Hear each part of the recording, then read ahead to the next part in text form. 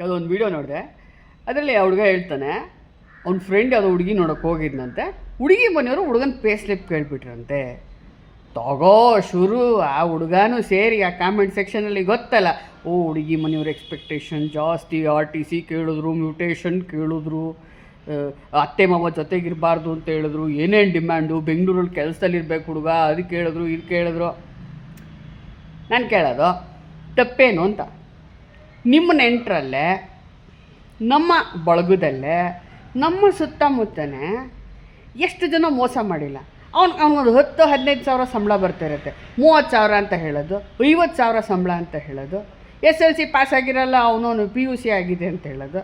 PUCನೂ ಸರಿಯಾಗಿ ಕಾಲೇಜಿಗೆ ಒಂದು 4 ದಿನ ಹೋಗಿ ಬಂದಿದ್ದಾನೆ, PUC ಪಾಸ್ ಮಾಡಿರಲ್ಲ, ಹುಡುಗ ಡಿಗ್ರಿ ಓದ್ಕೊಂಡಿದ್ದಾನೆ, ಪ್ರೈವೇಟಲ್ಲಿ ಕೆಲಸ ಮಾಡ್ತಾಯಿದ್ದಾನೆ, MNC ಕೆಲಸ ಅಂತ ಸುಳ್ಳು ಹೇಳಿ ಮದುವೆ ಮಾಡೋದು. ಇನ್ನೂ ಭಾಗನೇ ಆಗಿಲ್ಲ. ಇವಾಗ ಮಾವನ ಹೆಸ್ರಿಗೆ ಆಸ್ತಿ ಬಂದೇ ಇರಲ್ಲ, ಮಾವನ ಅಣ್ಣ ತಮ್ಮಂದ್ರಿಗೆ ಎಲ್ಲ ಸೇರಿ ಒಂದು 5 ಎಕರೆನೋ 4 ಎಕರೆನೋ ಇರುತ್ತೆ. ಆದರೆ ಹುಡುಗಿ ನೋಡೋಕೆ ಹೋದಾಗ ಓ ಅಷ್ಟು ಎಕರೆ ಇದೆ, ಇಷ್ಟು ಎಕರೆ ಇದೆ ಅಂತ ಸುಳ್ಳು ಹೇಳಿರಲ್ವಾ?